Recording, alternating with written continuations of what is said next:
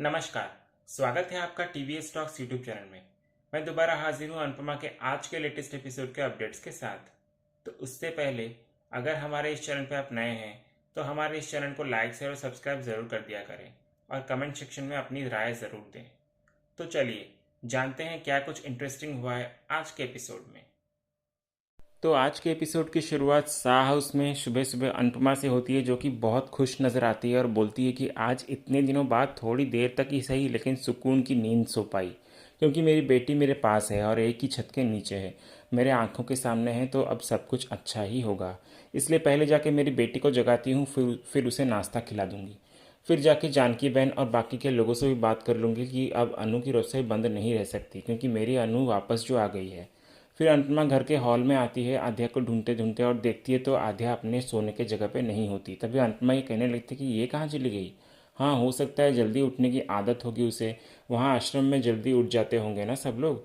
अच्छा है, अच्छी आदत है, पर वो है कहाँ, ये बोलती है। तभी अंतमा की नज़र बाहर के दरवाजे पे पड़ती है, जो कि खुला हुआ होता है। ये देखकर अंतमा बोलने लगती है कि ओह, शायद बाहर टहलने चली गई। अच्छा है, अपने पापा की तरह रोज़ सुबह उठकर कसरत करती होगी। फिर अन्ना बाहर आती है और तुलसी मैया की पूजा करने लगती है। तभी अचानक उसकी गाय कावेरी ज़ोर से आवाज़ देती है। फिर ये देखकर अन्नमा बोलती है कि ये ऐसे क्यों पुकार रही है। ये सोचकर फिर अन्नमा कावेरी की ओर दौड़ दौड़ कर जाती है। तभी उसकी नज़र आध्या पे पड़ती है, जो कि उस तबेले में सोई हुई होती है। फिर अन्नमा आध्या के पास आती है और बोलने लगती है कि ये यहाँ पर क्या कर रही है। फिर अन्नमा रोते हुए कावेरी को कहती है कि ओ कावेरी बहन, एक माँ दूसरी माँ को आवाज़ दे रही थी उसकी बच्ची के लिए, अब समझी मैं, शुक्रिया कावेरी बहन। ये तो घर में सो रही थी, पर ये यहाँ कैसे आ गई। तभी वहाँ पीछे से प्रेम आ जाता है और बोलता है कि मैं बताता हूँ मैम। फिर प्रेम अनुपमा को बताने लगता है कि रात को हुआ क्या था। उसकी गाड़ी जो खराब हो गई थी वो उसे लेने गया था। तभी उसकी नज़र आध्या पे पड़ती है, जिसे वो कुछ गुंडे छेड़ रहे होते हैं। फिर वो भाग कर जाके उन गुंडों से लड़ता है और उन्हें भगा देता है। फिर उसकी नज़र राही पे पड़ती है, जो कि बेहोश होने वाली होती है, कि प्रेम उसको आकर पकड़ लेता है। फिर प्रेम राही को वहाँ से लेकर घर पर आ जाता है। फिर प्रेम अनुपमा को ये कहने लगता है कि एक्चुअली मैम, मैं राही को घर लेकर आने ही वाला था कल रात को, लेकिन आपके घर के बाहर बहुत लोग खड़े थे, इसलिए मैंने सोचा कि मुझे और राही को इतनी देर को लोग ऐसे देखेंगे, वो भी इस हालत में, तो गलत ही सोचेंगे। और मैंने आपको कॉल भी किया था, लेकिन आपका फ़ोन बंद आ रहा था और मेरे पास किसी और का नंबर भी नहीं था, और अगर होता भी तो मैं नहीं करता, क्योंकि आपके फैमिली वाले वैसे भी मुझे पसंद नहीं करते। वैसे मुझे माफ़ करना मैम, मुझे आपके फैमिली के बीच में दखल नहीं देनी चाहिए थी, इसलिए मुझे तब कुछ समझ नहीं आ रहा था कि मैं क्या करूं, इसलिए मैं इन्हें इस तबेले में लेकर आ गया और यहीं पर इनको सुला दिया। और मैम, राही को कल रात बहुत ज़्यादा बुखार भी था, तो मुझे इन्हें कल अकेला छोड़कर जाना अच्छा नहीं लगा, इसलिए यहाँ बैठे बैठे मेरी आँख भी लग गई थी। फिर सुबह गौ माता की आवाज़ सुनकर उठा मैं। अनुपमा फिर प्रेम को बोलती है कि बहुत बहुत शुक्रिया प्रेम, अगर कल रात तुम नहीं होते तो पता नहीं मेरी बेटी का क्या होता। फिर से मुझे मेरी बेटी से मिलाने के लिए शुक्रिया प्रेम। प्रेम फिर ये बोलता है कि मैम, एक माँ के लिए इतना तो कर ही सकता हूँ ना मैं, वो भी एक खास माँ के लिए। अनुपमा फिर प्रेम को बोलती है कि तुम सच में बहुत अच्छे हो और तुम जैसे लोग इस दुनिया में कम है, वरना लोग तो आजकल बस तमाशा देखते हैं, मदद के लिए कोई नहीं आता आगे, लेकिन तुमने हमेशा मेरी हेल्प की है। प्रेम फिर ये बोलता है कि बस मैम, अब आप मुझे शर्मिंदा मत कीजिए। वैसे एक रिक्वेस्ट है मैम, कि आप राही को मत बोलिएगा कि मैं इन्हें यहाँ पर लेकर आया हूँ, वरना ये मार मार के मेरा सर फोड़ देगी। अनुपमा फिर प्रेम को बोलती है कि कान्हा जी तुम्हें दुनिया की हर खुशी दे, ये एक माँ का आशीर्वाद है। फिर उसी वक्त वहाँ आध्या की नींद खुल जाती है, तो वो अपने आप को तबेले में पाती है। फिर वो बोलने लगती है कि मैं यहाँ पर कैसे आ गई। फिर उसकी नज़र प्रेम पर पड़ती है, जो कि अनुपमा के साथ खड़ा होता है, और प्रेम को बोलती है कि तुम यहाँ क्या कर रहे हो सुबह सुबह। फिर प्रेम आकर आध्या को बोलता है कि लोग सुबह उठते हैं तो पहले अपनी आंखें खोलते हैं, पर आपने तो अपना रैपिड फायर राउंड शुरू कर दिया। राही फिर ये बोलते कि और तुम सुबह सुबह आकर हमारे घर पर टपक गए नहीं। फिर दोनों के बीच ऐसे ही बहस चलती रहती है। तभी अंतना को मिलने जिगर भाई आते हैं, तो अंतना प्रेम और आध्या को चुप रहने को कहती है। फिर अंतना जिगर भाई को ये कहती है कि जिगर भाई, इतनी सुबह सुबह आप यहाँ पर। जिगर भाई फिर ये बोलते हैं कि आप ही को मिलने आपके घर आ रहा था, पर आपको यहाँ देखा तो आ गया। अनुपमा फिर उनसे पूछती है कि मेरे घर क्यों आने वाले थे आप। जिगर भाई फिर अपने बैग से एक ताला को निकालकर अनुपमा को दिखाते हैं और पूछने लगते हैं कि ये कैसा है। अनुपमा फिर बोलती है कि अच्छा है, पर मुझे क्यों दिखा रहे हैं ये आप। जिगर भाई फिर ये बोलते हैं कि आपकी बेटी पाखी ने आपको कुछ बताया नहीं क्या। अनुपमा फिर बोलती है कि कैसी बात, कौन सी बात। जिगर भाई फिर ये बोलते हैं कि यही कि मैं 2 दिन की मोहलत देकर गया था, कि अगर 2 दिन में मुझे मेरा भाड़ा नहीं मिला तो मैं अनु की रसोई में ये ताला लगा दूंगा। 2 महीने का भाड़ा बाकी है, इसलिए कल तक अगर भाड़ा नहीं मिला तो अनु की रसोई में ये बड़ा सा ताला लगा मिलेगा। ये बोलकर जिगर भाई वहाँ से चले जाते हैं। अनुपमा फिर ये सुनकर बहुत चौंक जाती है। फिर इसी बीच अंदर घर में ये दिखाया जाता है कि तोशु अनुपमा को बोलने लगता है कि इसलिए मैं आपसे बोलता था कि अपने प्रॉफिट पर ध्यान दो, लेकिन नहीं, आपको सिर्फ दान पुण्य ही करनी है। इतने सालों से हम कारोबार कर रहे हैं, लेकिन आज भी हमारे पास भाड़ा भरने का पैसा तक नहीं है। अनुपमा फिर पाखी को बोलती कि पाखी, जब जिगर भाई यहाँ पर आए थे तो तुमने मुझे बताया क्यों नहीं। पाखी फिर ये बोलते कि कैसे बोलती आपको, आप लोगों के आते ही राही का तमाशा जो शुरू हो गया था इसलिए निकल गया मेरे दिमाग से। किंजल फिर बोलती है कि अब तो पता चल गया ना, तो अभी भी एक दिन का टाइम है हमारे पास, जो भी भाड़ा है वो दे दो, बात खत्म। तोशु फिर ये बोलता है कि जिगर भाई को भाड़े में थेपले नहीं बल्कि पैसे चाहिए, तो अगर वो होते ना हमारे पास तो प्रॉब्लम क्या ही होती। बा फिर ये बोलते कि अरे तू चिंता क्यों करता है, इतने दिनों से थोड़ा थोड़ा करके अनुपमा जो पैसे बचा रही थी वो कब काम आने वाले हैं। अन्नू की रसोई चलेगी तो ही हमारा घर चलेगा, और वैसे भी दिवाली का त्यौहार आ रहा है तो लोग ज़्यादा ऑर्डर देंगे तो ज़्यादा कमाई होगी। तो मैं तो कहती हूँ कि जल्द से जल्द पहले भाड़ा चुका दो और अन्नू की रसोई को दोबारा शुरू कर दो। तोशु फिर ये बोलता है कि क्या आइडिया दिया है बा आपने, सही करी है बा मम्मी, आप अपनी शेविंग्स में से भाड़ा भर दो। डॉली फिर ये बोलती है कि सेविंग्स इसलिए ही तो होती है ना कि बुरे वक्त में काम आए, और इससे बुरा वक्त और क्या हो सकता है।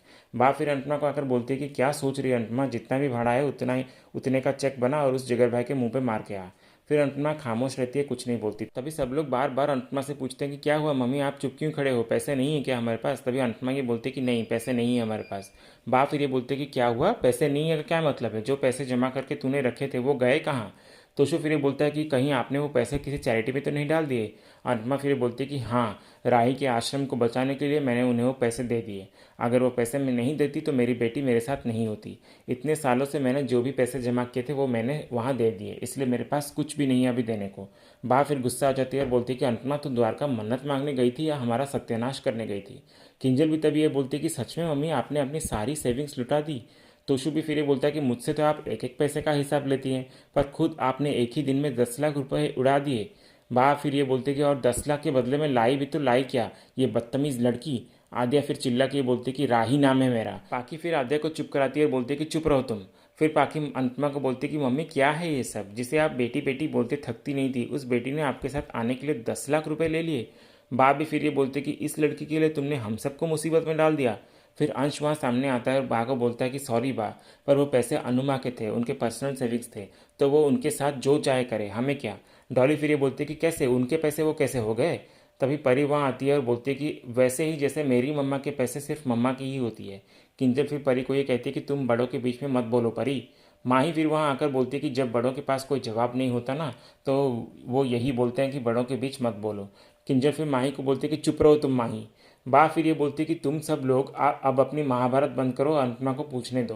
पाखी फिर ये बोलते कि हाँ मम्मी बोलिए, क्या सोचकर आपने इतने पैसे इस राही के पीछे उड़ा दिए, अब हम किचन का भाड़ा कैसे देंगे।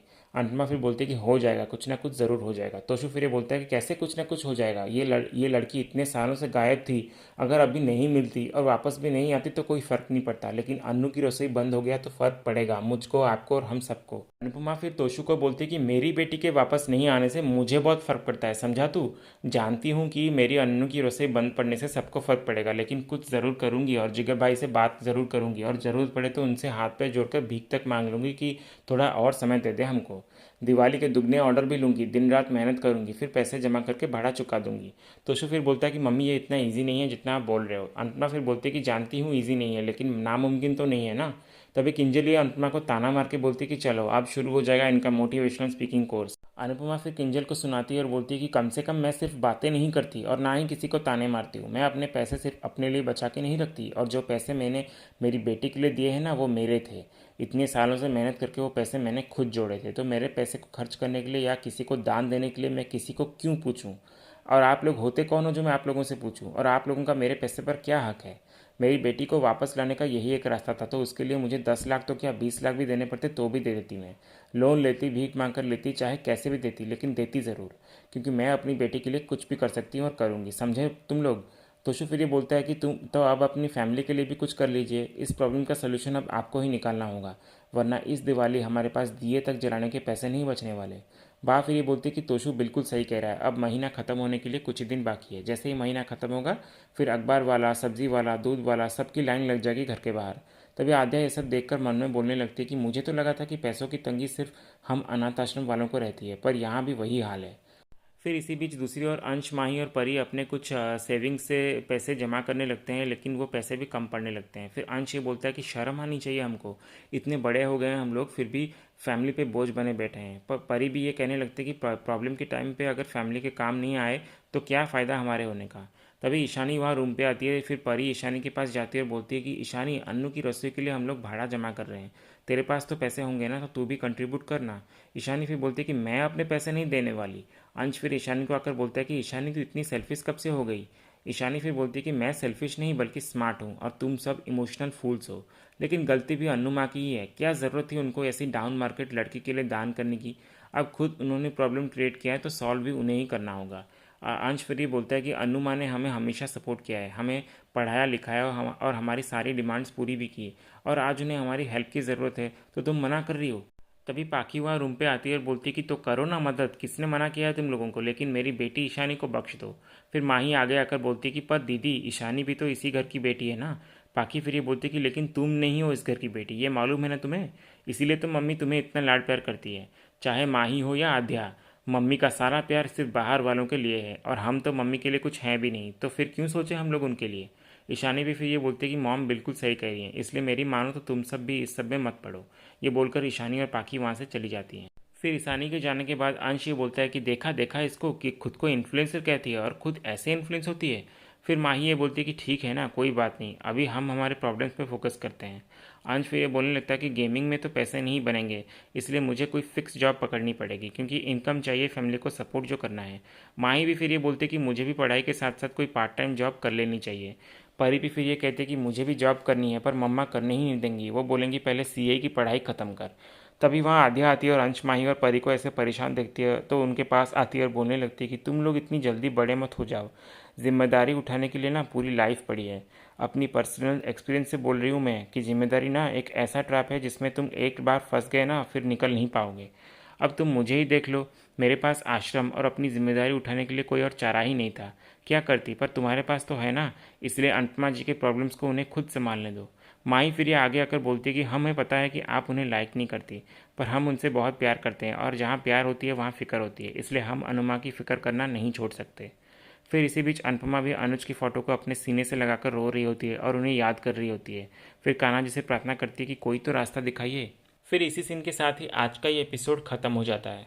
तो ये था अनुपमा के आज के एपिसोड का अपडेट।